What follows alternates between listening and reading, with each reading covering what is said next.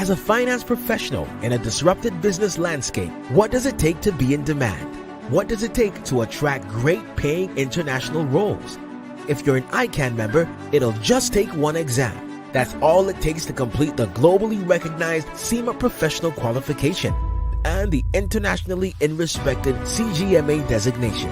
As a SEMA member and a CGMA designation holder, employers will look at you as a finance professional, constantly acquiring new skills to add value to the business. That's why they'll be willing to pay premium to hire and retain you. If you have 5 years of relevant experience and are an ICAN member, you can directly sit for the final exam of the SEMA Professional Qualification, the Strategic Case Study exam. Start studying the SEMA Professional Qualification. Prepare to make an impact.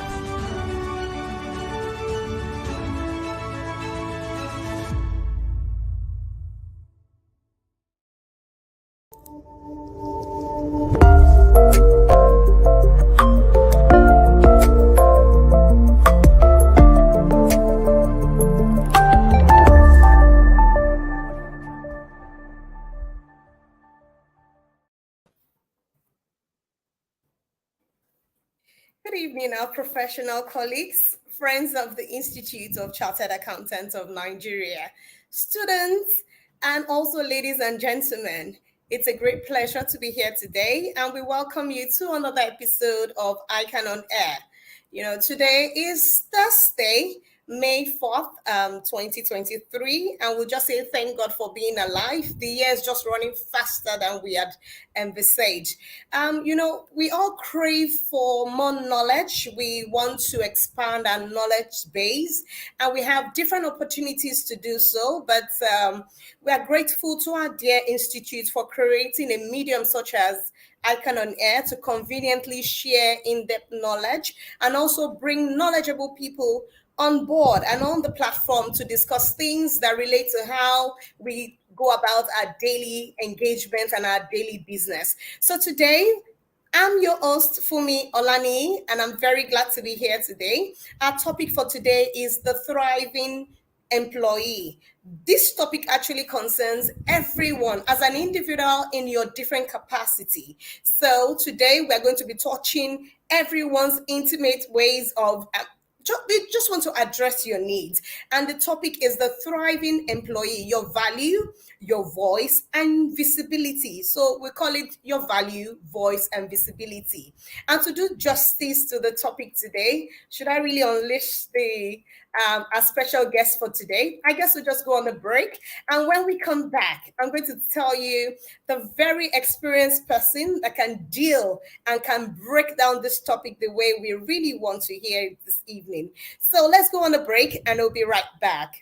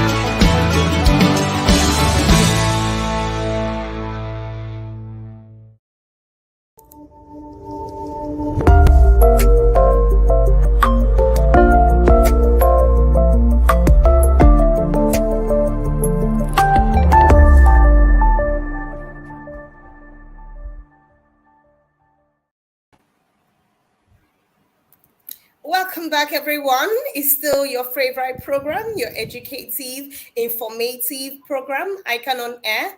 And I mentioned before the break that we have a very, very interesting guest on board today. And the topic is the thriving employee, your value, voice, and visibility. So today I have in the studio Mrs. Neka, and I'm very excited about this guest today. So let me give a background to what she is so we can understand that we're here for serious business. So Mrs. Ineka is an associate director with a professional services firm in Lagos, Nigeria. And as an HR professional, she's enjoyed her work and career of about 15 years in one of the most challenging environments that has thrived. And she's happily married. So this is the interesting part. She's a product of office romance, and she combines marriage, motherhood, ministry, and money making in this very adventurous journey of life. She's the author of 4 books, including the best-selling Find It Bible Games, with over 10,000 copies sold, as well as very career defining books. There's one called Why Your Boss Prefers Your Colleague. Another one is called Money Rules for That New Job. And the fourth one is Who You Should Know to Succeed at Work. Ineka believes that employees deserve to be happy at work, especially because employees spend upwards of 70% of their working hours and at work, and happiness and other things is defined when you're at work. And it's very essential for you to have a mental well-being, and you have to be productive. She believes that the principles to be happy at work are universal, and it can actually be learned. She loves to share those principles via IG live sessions.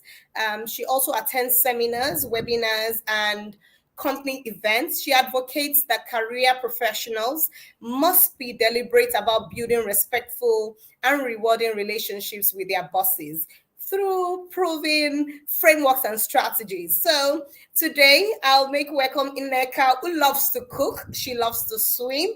She creates word games, and she also teaches and she counsels other. I know one of what puzzle games on IG is called Find Its Bible Games. So you're welcome to today's program, Ineka.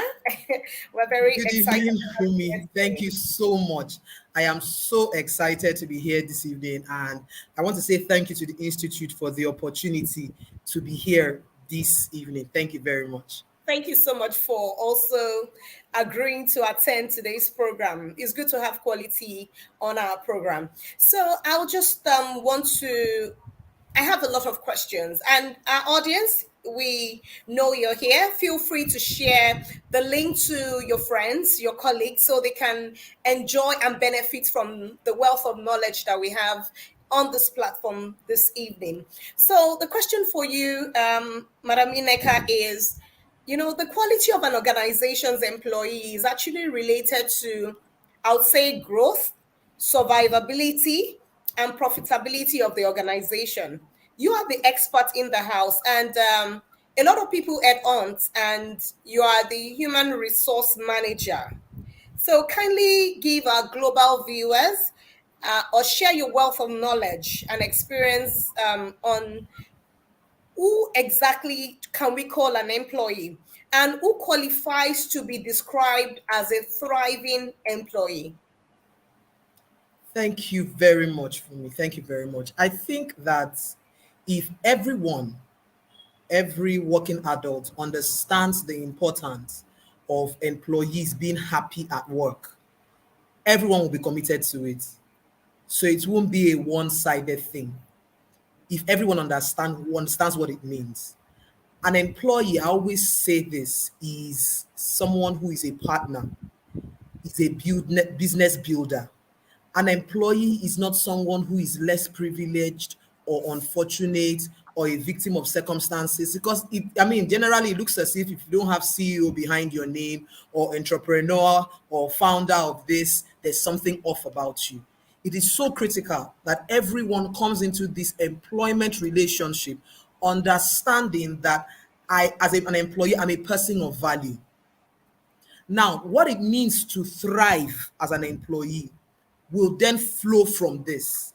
When we first get the definitions right in terms of who an employee is, how can that person thrive, how can that person be happy at work and productive, then we can then layer on it what does it mean to thrive at work. And what it means to thrive and be a thriving employee is a bit subjective, right? Because all of us have our own visions, our own desires, things that are important to us. But first, it's talking about mental well-being, social balance, spiritual well-being, and economic satisfaction. So there are four things I like to pay attention to. Your social. So you're looking at when you go to work, for example, how do you feel about being in the office space? The people you work with, the people that work with you, the people you report to, the people that report to you, the entire atmosphere around the people, right? That even support you to be able to show up at work. That is that determines if you can thrive. Okay. Then there's the money in your pocket. I always say this, I'm an Igbo woman. I don't play where money is concerned.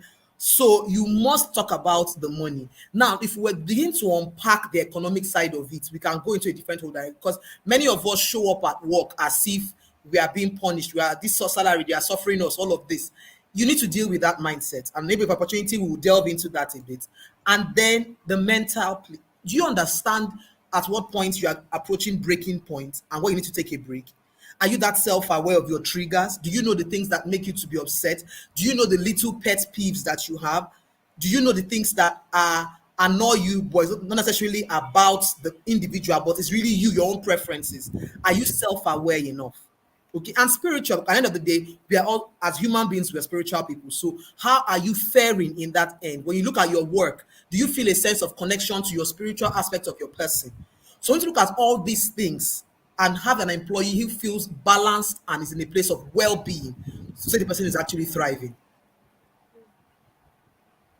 Okay, interesting. Thank you so much. I mean, you can only be the one to provide such an in-depth, and I've learned four things that you've mentioned. One important one for me is the social aspects, social balance, and then mental. Thank you. So, what are the keys to unlocking the professional benefits of being a thriving employee in that organization that you have described? So to unlock again, and you may have to forgive me and my listeners, I believe in the power of repetition. And in my experience in teaching about this for the last 3 years, I've found that many employees don't come to the workplace with the consciousness that they are valuable people. Many people come to the workplace thinking that the employer is doing them a favor and that they are to be pitied. We show up with fear. These things are things I have personal issues with, right? And need to be addressed. Employees need to understand I shouldn't show up afraid at work. Employers need to understand that your employees should not come to the office afraid of what can befall them, of what would happen.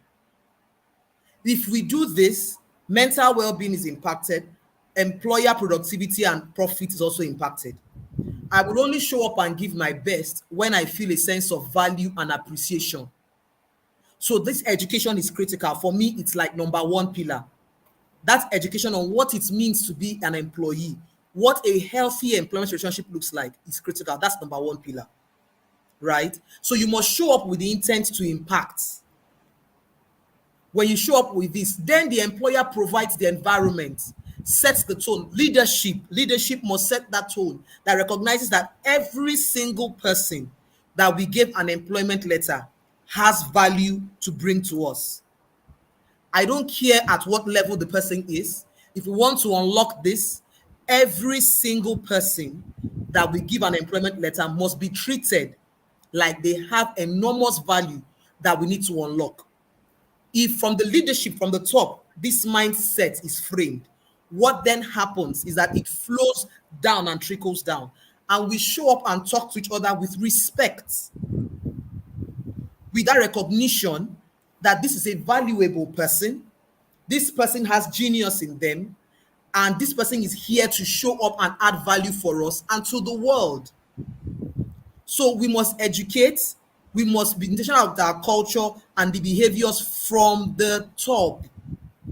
From the top. It's very important.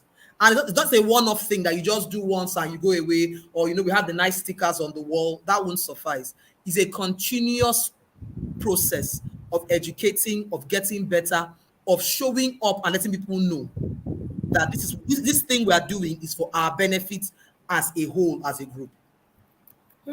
Thank you so much, Madam Ineka, as I rightly want to address you. I think before we delve deep into our discussion, our audience really won't mind following you to the classroom in order to have a better appreciation of some of the concepts that I have in my head.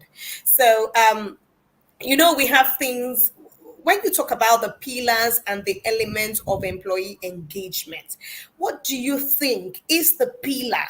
And do you also think is the element of an employee engagement in an organization? And also, what are the types of these elements everyone should take cognizance of to become in the course of their employee performance so that they can be better off than what they were in the past? So, what would you like to tell us about that?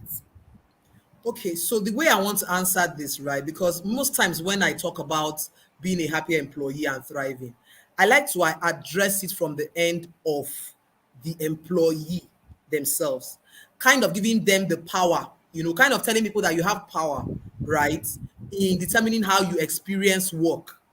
Okay, so when we talk about engagement, I like to give this example whenever I'm asked question around the engagement. It is when I show up as an employee, am I saying they have come again?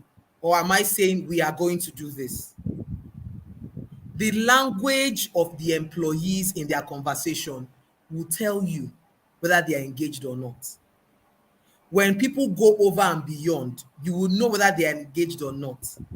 In the teams, as team leads, you would know when people are doing the barest minimum, right? When it is a case of, this is what they say I should do, I will do it, end of story. And that is all. Or are they sitting back and saying, if I do this, what's the impact? Or there are situations where there is a team timeline and you've split the work up and somebody has nicely finished their own piece of work and is not even interested in whether the whole is complete and gets up and leaves.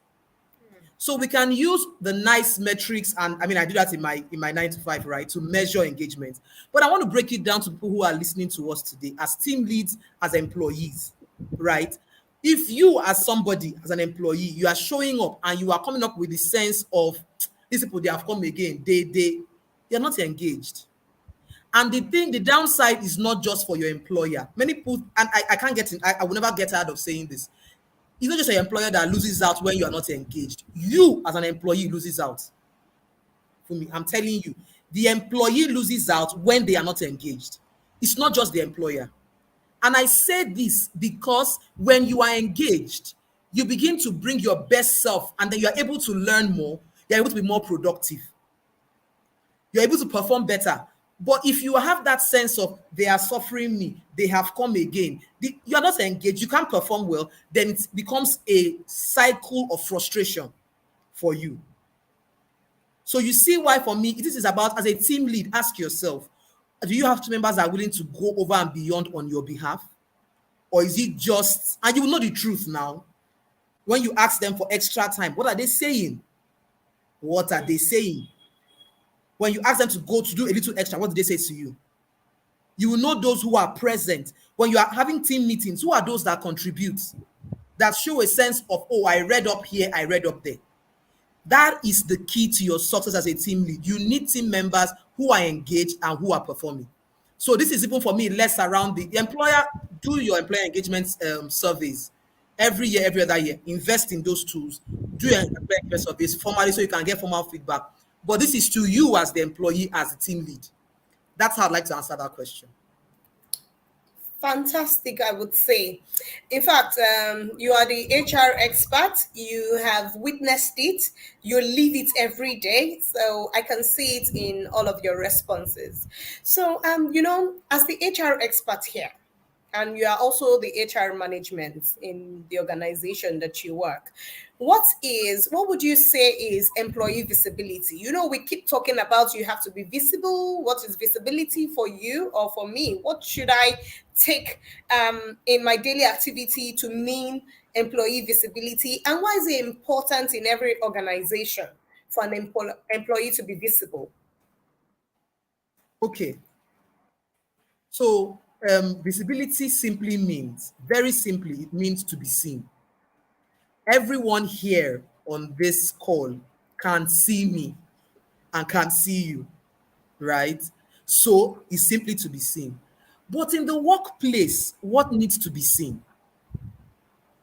Beyond the person that walks in with the nice outfit and the whatever, the hair for the ladies, the nice haircut, the clothes, all of those things, what needs to be seen in the workplace is the value you are bringing to the table.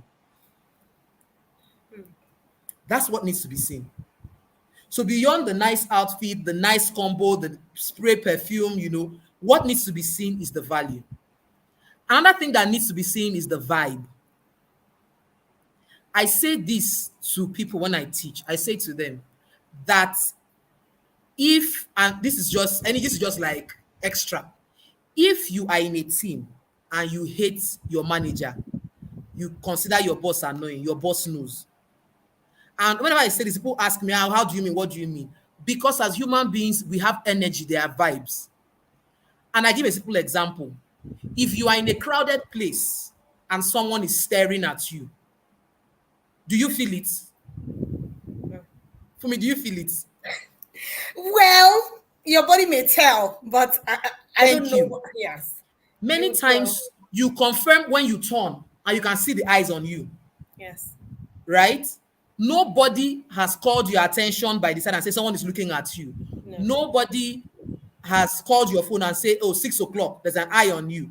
But you have a sense that someone is staring at you. And what do? Your eyes go in that direction. Yeah. And so I say to people, the vibes you bring is part of your visibility. So it's not just the person we see physically, the value you're adding to the table. I say this when talking about visibility, that when we communicate, we are communicating three things. We are either communicating our contributions, we're either complimenting, either you're appreciating the boss, appreciating the team, appreciating the employer, and the third thing is complaints. If most of what your boss, your managers, your stakeholders see when they see you is complaints, is a negative vibe, is a vibe that says, I don't want to be here, most of what you are saying is, I don't want to be here. If that is the case, then you are being visible in a way that doesn't help you. So visibility is being seen about physically, yes, but more importantly, about the value you are bringing to the table. And many times, it is not about the work you are doing alone. Many of us sit back and say, my work will speak for me. Please, if you are on this call hearing me this evening, your work will not speak for you. That is why you have a voice, written and spoken. You are the chief storyteller in your career. You are the chief storyteller of your career. You must tell your story. Don't sit back and say, oh, my work will speak for me. My work, my boss should understand how much effort because that's what frustrates many of us. We work late nights, crazy late nights, and then wake up and then someone says, well, I don't know how you did this, or it's all not working. But you're not communicating how much effort that's taking you. You're not amplifying the value of what you have done. So you are doubly frustrated because you're putting your heart and soul into the piece of work. But at the end of maybe 6, 7, 8 hours work, it comes all summarized into 2 slides, for example. And so it looks so small, but there's a lot of backstory into that. Your visibility lies in your ability to tell that story. Interesting. Thank you so much. I mean, that is something that you can only get from someone like you. Thank you so much for speaking my mind and the minds of everyone, just letting us know how we should behave in our organization. So I got the one of the vibe and the value that you bring to the table, and you need to unlock those opportunities for yourself. You can only do it by yourself. So for our global viewers, please feel free to drop your questions and comments for our guest to address all of them. And also, this is a platform, ICAN on Air platform, where you can advertise your goods and services globally. You would have people see them on this program. So feel free to reach out to ICAN, and then we can take all of them on board. Would like to go on a short break, and we'll be right back. Remember, it's still ICAN on Air, your favorite educative program. And the topic we're discussing today is the thriving employee, your value, voice, and visibility. We'll be right back.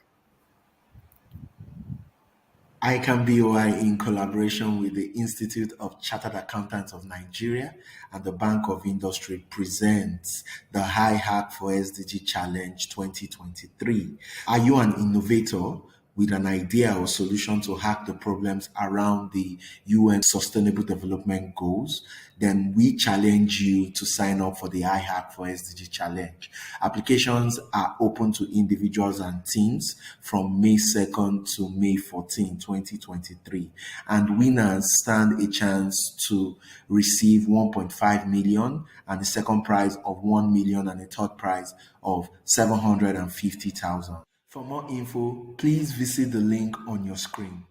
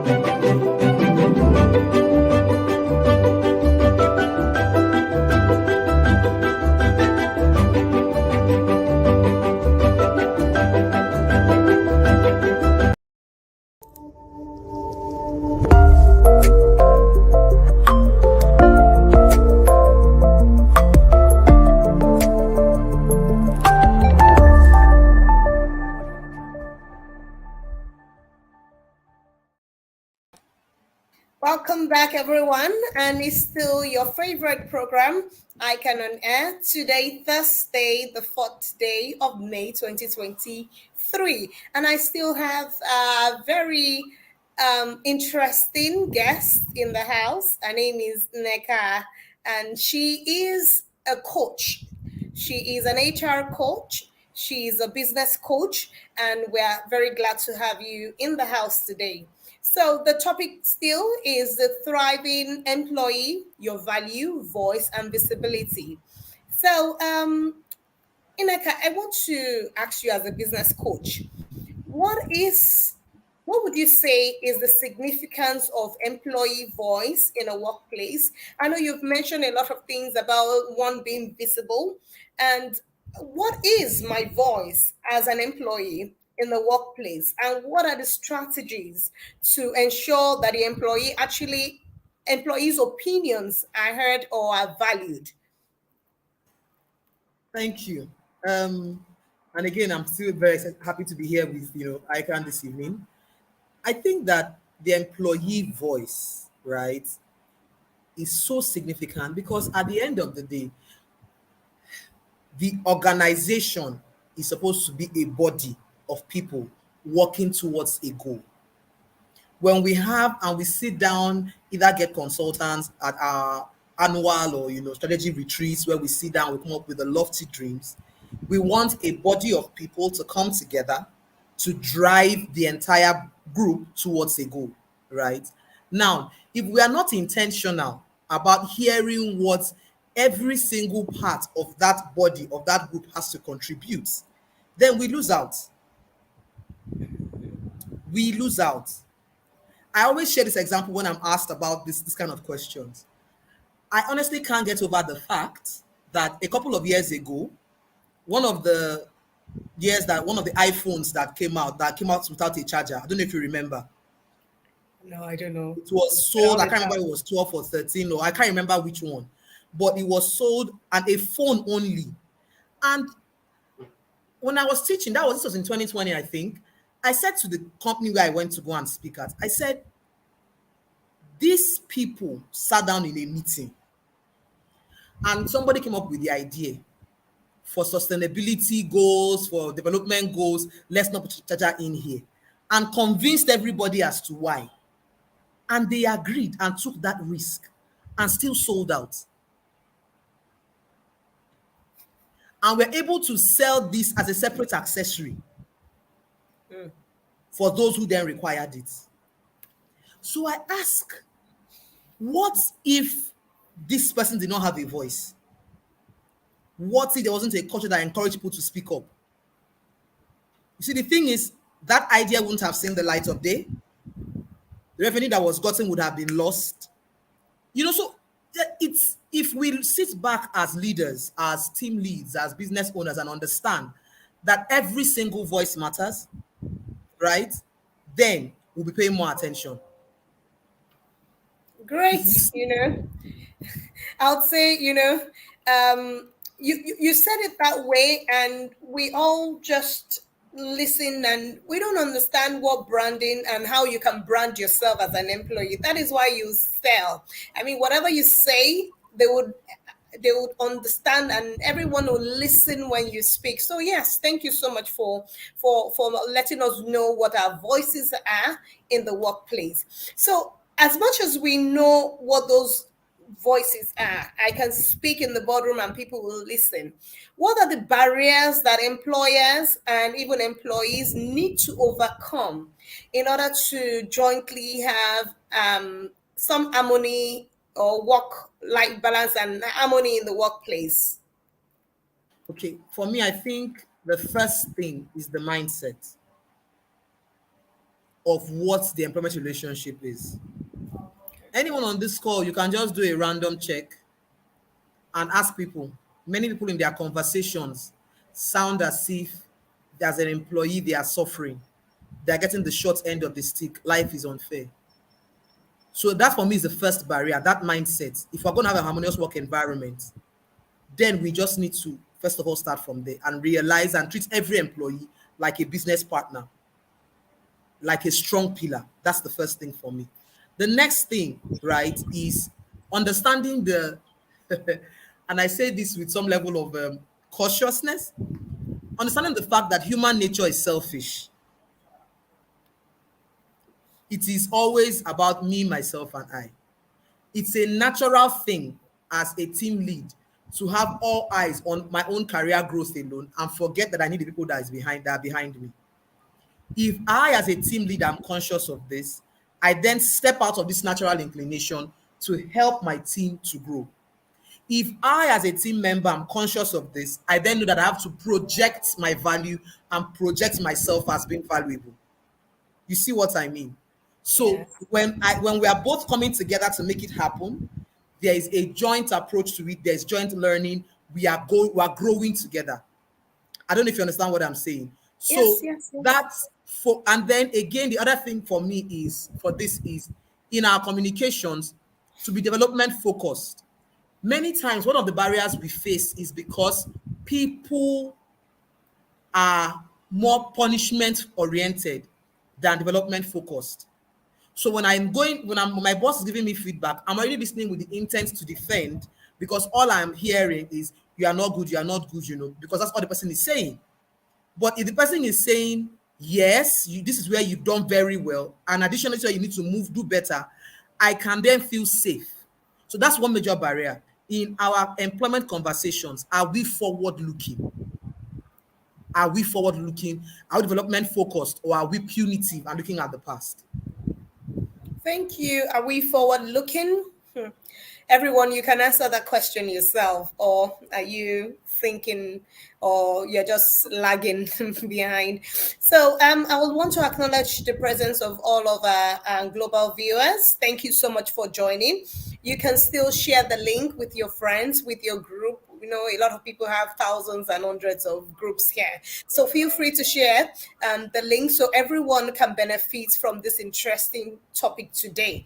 So I have a question from Fagbolatemi Tope Adeniyi. It says, one of these 3 V's of thriving employee, which one is more domineering, and how can it be impaired positively or negatively on others in a workplace? So that's an interesting question, right? I think the way to look at it is to say which one suffers the most, if you ask me. And I think that there's a link, so it's not like they stand alone. Use your voice. You should use your voice, right? To drive. You should use your voice to drive your value and visibility. If you see what I mean. So it's not like they are individual like that, but you use your voice to drive and communicate your value and visibility. I think the one that is the weakest, right, is that voice one, where we think that our work will speak for us. So what then happens is the work is unable to speak for us. Then what happens is your value is perceived as low.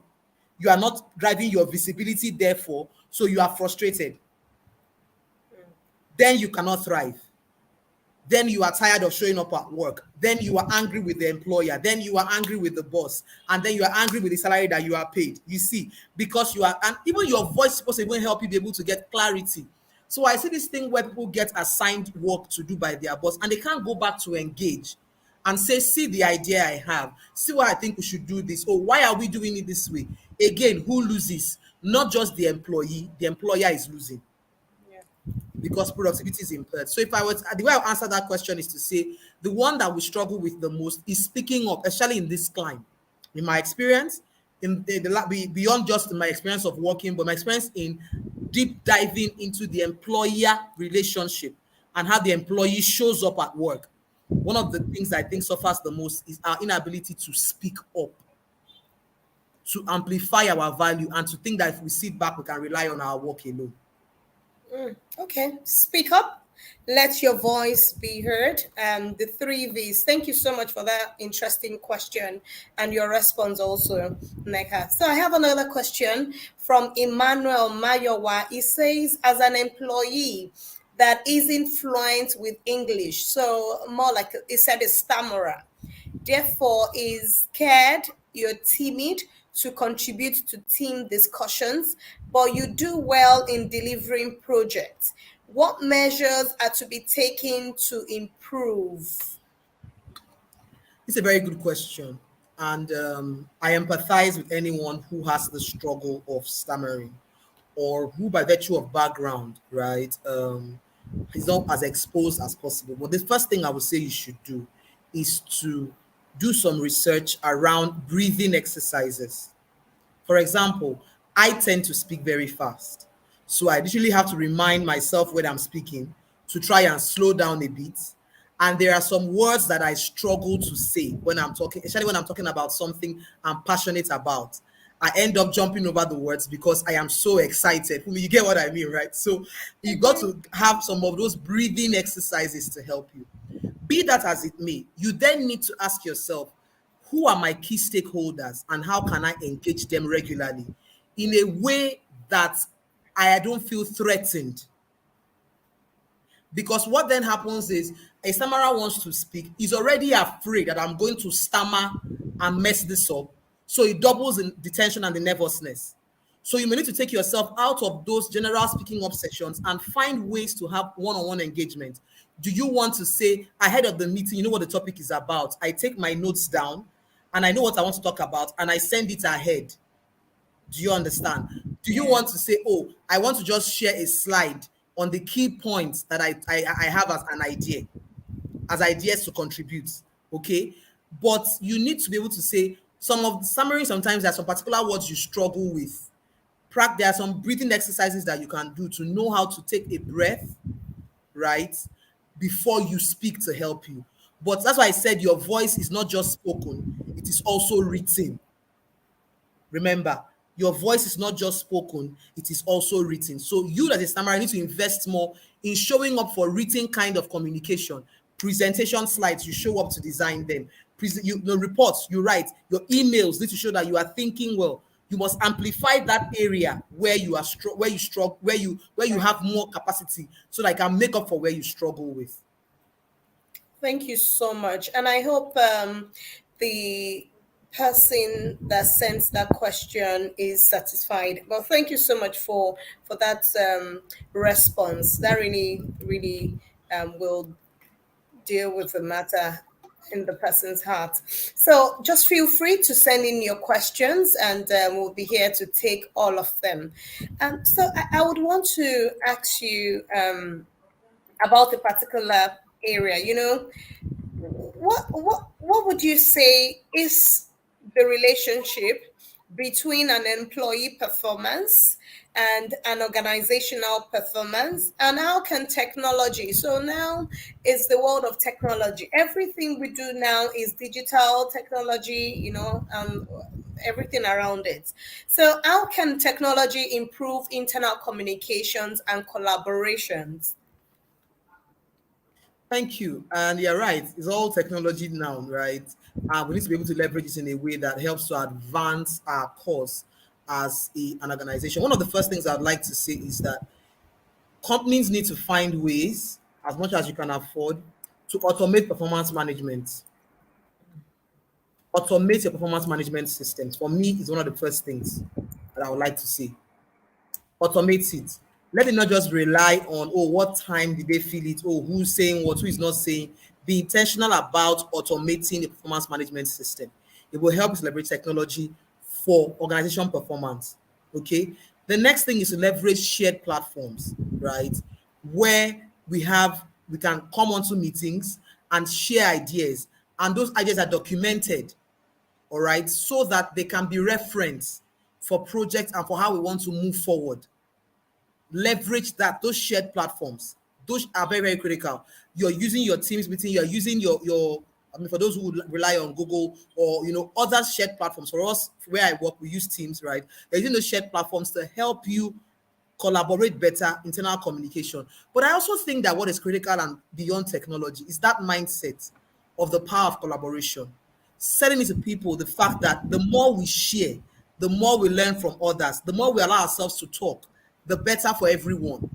I think it starts from there, because what that does is that I am more intentional as a person to even use this technology, because I see sometimes some companies, people say they made investment in some of these technologies and people are not using them because we haven't seen what's in it for us as individuals, as employees. When I see what's in it for me, for collaboration, internal communication, making it fluid, then I will use those things. So for me, the education comes first, and those mindsets need to be fixed.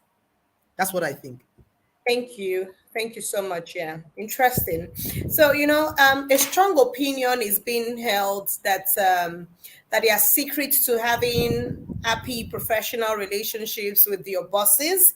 There are politics everywhere, but based on your experience, can you please run our global viewers through some of the steps that empowers your bosses to sing praises of you as an employee? How can you perform so that your employer will see it and they would praise you for those things that you've done? I think that if we want our employers, and when we say employer, right, our bosses, to sing our praises, the first thing is to do valuable work. Do valuable work. But the only way you can do valuable work is if you know what is valuable. If I ask you now, and everyone on this call, sit down and ask yourself, of your 3, 4, 5 KPIs that you have, which two are the most important? Are you aware? Do you know of your 5, 6 KPIs, which are the top two? And do you know the link between how it impacts your unit's goals and how it impacts the organization? Can you tell a nice story about how the work you did today impacts your unit's goals and the company's major goals? Can you tell that story? It's a report you sent, it's an email you did, an account you reconciled. Can you tell that story? Are you that self-aware to be able to tell that story? I think that's where this starts from, very critically. Another thing that is important is this, is asking for feedback. For me, simply asking for feedback. Engage your boss, engage your stakeholders. How am I doing? We finished this presentation. Did I do well? What can I improve? If they are not talking, schedule meetings. Please, I want to meet with you quarterly so I can understand where I need to improve so that we can reach our goals better. Schedule meetings. Be intentional about pursuing feedback and focus. No, another thing that would help is even knowing your bandwidth, knowing what you can take. So being self-aware enough of your job. For me, this is one that many people miss. You are given tasks to do. You don't even you are not you are doing this particular report every month, every week. You don't even know how long it takes you to finish it. So that when additional task is added, you can then say, oh, I can't take it on because this will basically take me 2 days to finish, 1 day to finish. So I can only deliver this in 3 days' time. You're not aware. So you are now overwhelmed and you are now frustrated. Ask for feedback. Know how long your work takes you. So that when you're pushing back, because that's something that frustrates bosses and team leads. If you look like you're always saying no, but when you're saying no and you're able to say, I'm saying no because this task will take 2 days, 3 days. So this one cannot happen till next week. You must be intentional about that. Ask for feedback. And when your boss tells you thank you for something, let them know that you appreciate the thank you. I do that. A boss tells me, oh, thank you for this. I will say, oh, thank you for thanking me. So that communicates to you that thank you is important to me. Interesting. Thank you. So you don't hold back. You will tell me next time. And I'm encouraged. Everyone loves to be appreciated, right? Exactly. That makes so much sense. And from everything that you said, all I can see and what I heard you clearly on is negotiate. I mean, just try to negotiate with your boss and then you can be aligned. So I have another question from Shoson Olusoji.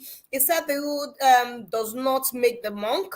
Please, is there any difference between an efficient employee and an effective employee? So difference between efficient and effective employee. So I'm not going to go into the semantics of efficient and effective. All those ones we can find online, right? What I want you to pay attention to is, are you adding value? And do your stakeholders believe you are adding value? Because if I want to go into dictionary, I try to avoid, I know if you notice, you listen to me, I try to avoid academic, it's English. We can get all those things online. What you want is to be rewarded for the work you are doing. What you want is to be appreciated. What you want is not to miss promotions. Let's focus on that by engaging your boss. So can you engage your boss? Do you know what is important? Are you amplifying the value you are bringing to the table on a daily basis, on a weekly basis? Are you repeating the things that you did well last week and 2 weeks ago? Once is not enough. Let me just be very clear here. Don't think that because once you said what you did well is enough. It may not be, because the human mind is so trained to amplify negatives. For me, Abi? I do. The human mind is so trained to amplify negatives. That is why you cannot leave the value you are adding to chance to be seen.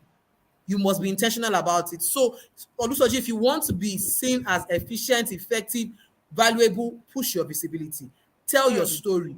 Add value on the things that are important to the company. In fact, if I think of all the questions that I can see on the screen from viewers, I know that there may be a repeat of this program. I mean, maybe there will be part 2, because this is what interests the hearts and the minds of everyone. But I want to take from Sukomi, because time is not on our side again. Sukomi Ogungbaye, he says, my experience over time has shown that when you are humble as a leader, your subordinates take you for granted. They disrespect you a lot. How can humble leaders get respect from their subordinates?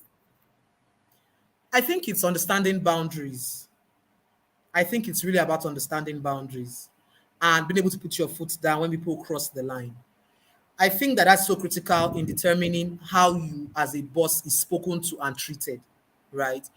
Being humble and so I said something to people. I was in a webinar I was teaching, I think last week. I said to them, you can be personable and yet professional.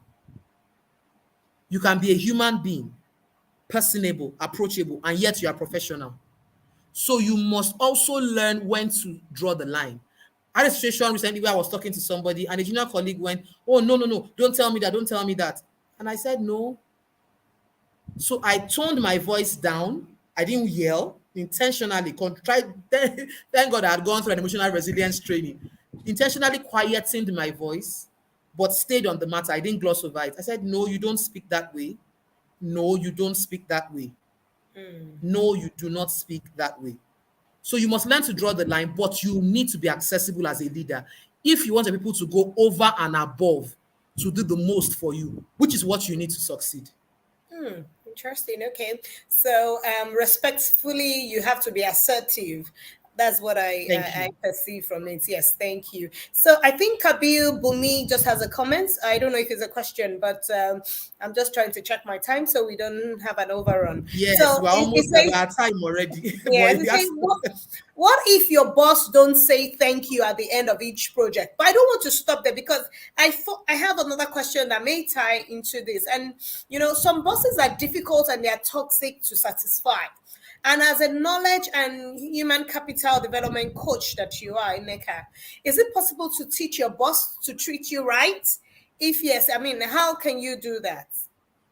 you see, for me, this question is a full 1 hour question. We can't even begin to unpack it. But I'll say two things. The first thing is self awareness, right? You need to know the things that are important to you. That's number one. Then this is what's important to your boss. The second thing I would say is you must remember, and I think this is even a good place to even end today's, is you must remember that you were hired to make your boss's life easier. I'll say it again. You were hired to make your boss's life easier. If you believe this, it will drive how you show up at work. If you truly believe that the only reason you have a job was because your boss needed, I'm sorry, I'm trying to get some lights on. I forgot to turn on the light. I don't want to stand up. I know we started when it was daylight. I forgot to turn on the lights, so it's gotten a bit dark. But if you truly believe that you were hired to make your boss's life easier, you will show up differently. All right. And if you truly believe that you're a person of value, you will show up differently. You can teach your boss what your preferences are respectfully. You can give them feedback without being rude. That question is a different session. I mean, I have a webinar that I taught for 2 hours on just that topic alone. So if we are going to go into that question, We can't have enough of you on all of the subject matter that we have discussed today. But I would like to, in closing, I would like to ask you this sincere question. ICANN is always open to ideas that would positively advance the growth and of its members, and the accountancy profession actually has created an environment where we can speak our minds, we can always talk about things. So please, what is your advice, or should I say, what's your suggestion to ICANN on how to continuously train and how to fill in knowledge gaps that would further equip and sharpen the skills of its members, especially when it comes to a better employee and a better employer? you see, what we have done today is very critical. We need to push the message that employees are critical stakeholders in that equation. It's not just about, it's that in addition to turning the profits, people must be whole human beings and treated as such. So this kind of conversations need to be had so that team leads understand how to engage their team members, employers, bosses, CEOs, MDs, understand the importance of enabling their employees to thrive. This is what I would say is critical to determining and helping people to grow and impacting the economy, because when the companies are growing, the country is growing. All right. This education, continuous teaching, I think is at the heart of that. Thank you so much, Ineka. I truly personally enjoyed your session. And Ineka, we refer to Ineka as the happy employee coach. She has delved into different matters in 1 hour on the program. And thank you everyone for joining. I recognize some of our professional colleagues here. I saw earlier, I saw Priscilla Ngozi, I saw Sukomi, I saw a lot of us join. So we would like to say thank you so much for coming, and we hope that next time when we call you, you'll be very much in agreement with Definitely. us. Thank you so much. So, Thank you. to wrap up the program, I just want to make some announcement.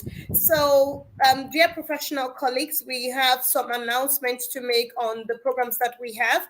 We have a physical program coming up in ICAN House, Alagbaka, Akure, and the date is May 10 to May 11th, 2023. The fee is 30,000 Naira, and the topic is about information technology, public sector, general corporate management, and consulting. So we also have so feel free to reach out to or to go on the ICAN website to get more information about that program. So we also have another program. It's a forensic accounting certification training program, and it's hybrid, so you can join virtually or physical. And the venue is ICAN Annex Office, Oyigbo, Ebute Meta, Lagos. And for physical participation, it's the program is coming up June 5 to June 9th, 2023, and the fee is 250,000 Naira. Nothing good comes easy and free and cheap, So you can send a mail to contactcenter@ican.org.ng. Also, we have the 4th Accounting Technology Summit, Account Tech, and the date is May 10 to May 11, 2023, and the time is 9 a.m. to 2 p.m. Is a daily program, and the theme is retooling the 21st century accountant, and the fee is 24,000 Naira. You can register on the ICAN portal, so icanportal.org, members, faculty, events. You see all of the details. Send an email to contactevents@icanorg.ng. So we've come to the end of the program. Thank you so much, everyone, for joining. Remember, we had an exciting time discussing something that is pertinent to us, something that relates to our everyday life. And the topic today, again, was the thriving employee: your value, your voice, and visibility. So we call it the 3 Vs. Thank you, Mrs. Ineka, once again for joining. And again, my name is Fumi Olani. Thank you so much to the crew. We say we're wrapping up now, and feel free to continue to share the links to every of your friends, to share the knowledge. That is what we are meant for. Thank you, ICAN, for providing this platform. And we'll say, everyone, have a great evening. Fumi Olani will come your way again, and it's ICAN on Air. Have an exciting evening.